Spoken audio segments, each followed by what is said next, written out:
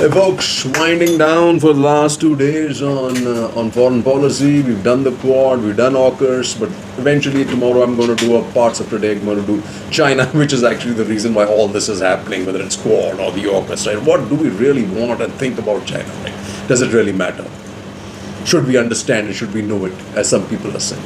Question is, at the end of the day, the real problem is we've never spent time understanding the United States, the United Kingdom, European Union, USSR, Russia.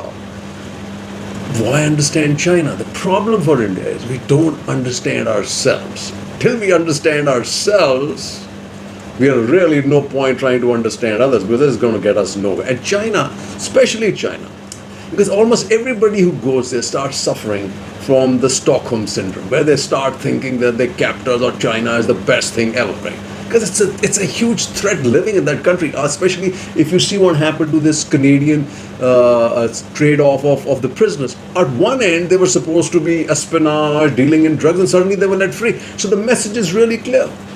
You, as a foreigner in China, and now maybe even Hong Kong, really go there at the risk of your life. So you're basically going to say, oh, China is the best and she is the best. And that's like most Indians who come back from Hong Kong and China do the same thing.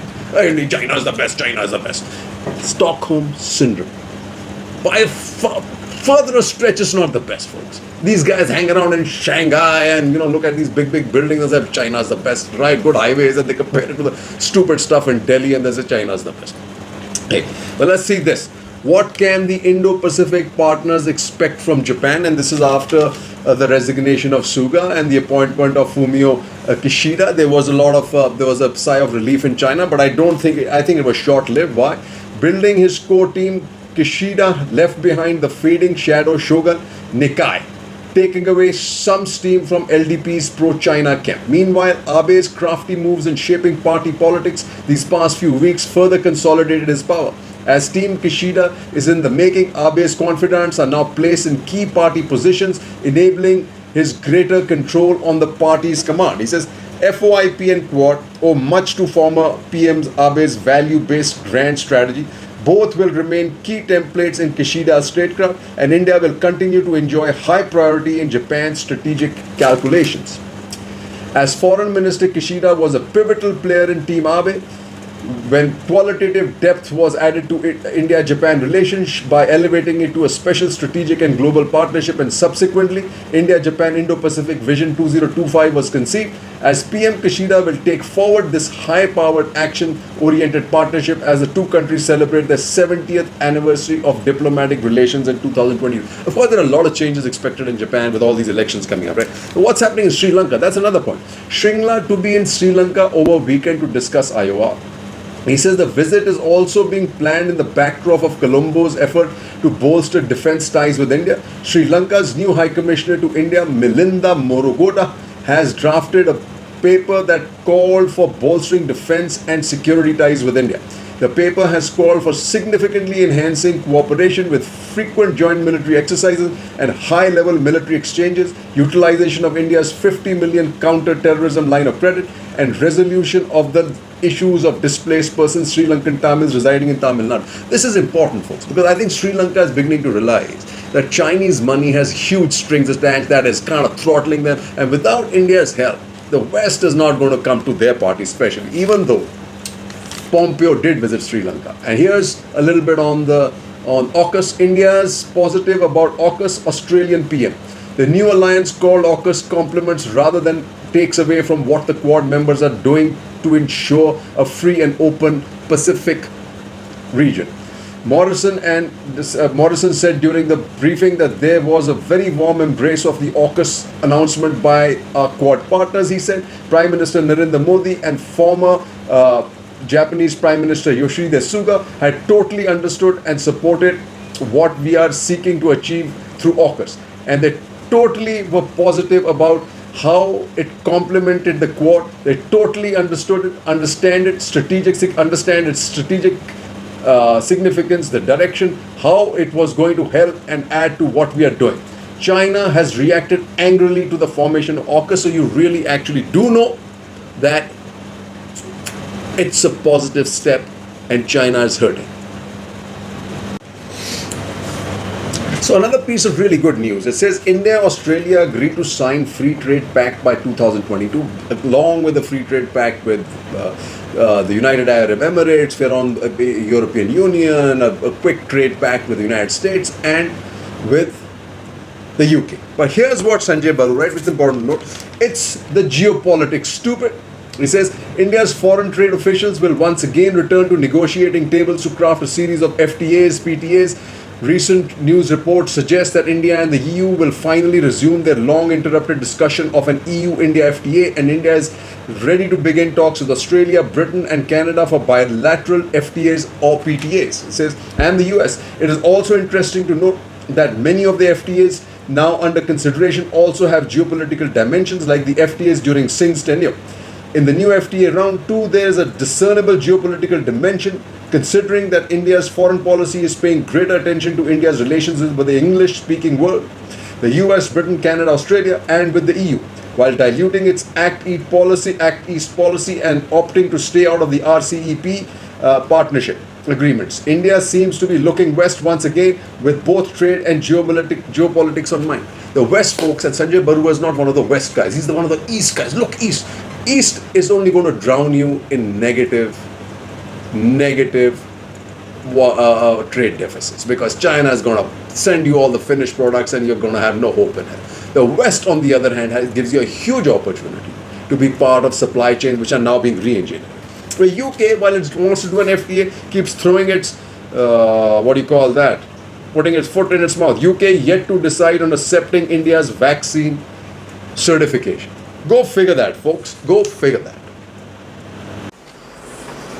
So, folks, every time you think about India's outlook, most of the old timers continue to double down on the western border, the eastern border, and really no relevance is paid at our huge geographical advantage, which is the sea. And I've seen this is a North Indian kind of thing. They don't know what it's happening in the east. They don't care what's happening in the south. So they obviously don't care what's happening in the oceans. But oceans, folks, for you guys, is where the action is now and going into the future. Not in the Afghanistan and western border. It is not in the eastern border. It is here.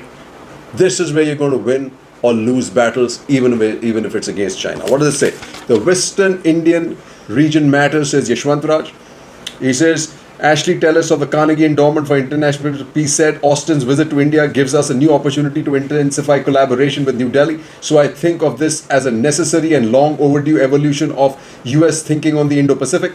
The WIOR consists of 10 African countries: Somalia, Kenya, Tanzania, Mozambique, South Africa, Comoros, Madagascar, Seychelles, Mauritius and Reunion. A large percentage of the world's crude oil traffic transits through this region. It's not only that, the fish resources, folks. India has had an all of the IOR approach as defined by Prime Minister Narendra Modi's Security and Growth for All, which is Sagar Doctrine since 2015. The US has tended to look at the region through the prism of its Indo-Pacific strategy, which stops at the western shores. The National Defense Authorization Act 2020 sought to push the Donald Trump administration by directing it to brief Congress on military activities and cooperation with India and WIOR, how US geographic combatant commands coordinate their activities with the Indian military, and how a major defense partnership with India will be utilized to enhance cooperation.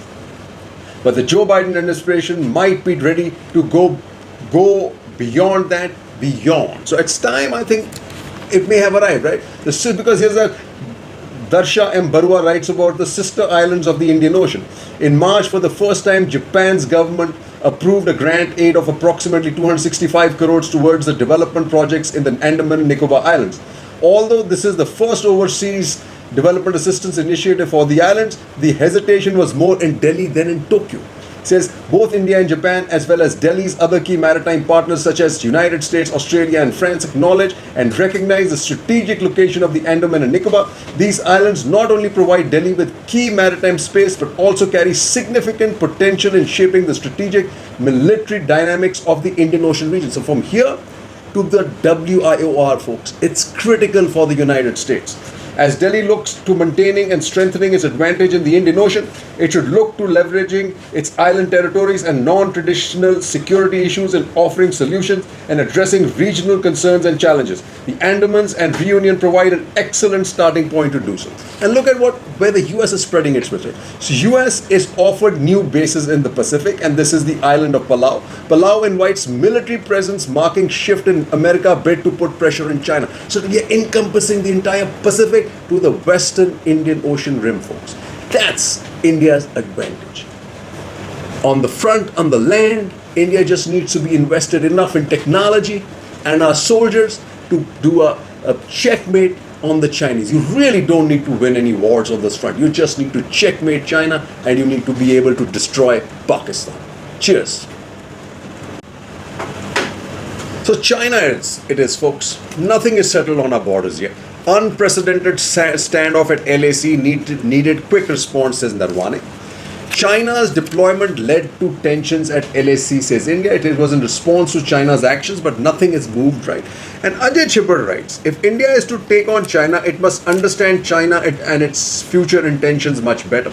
I don't think India has really understood itself. Until it understands itself, there is no point trying to understand China, right?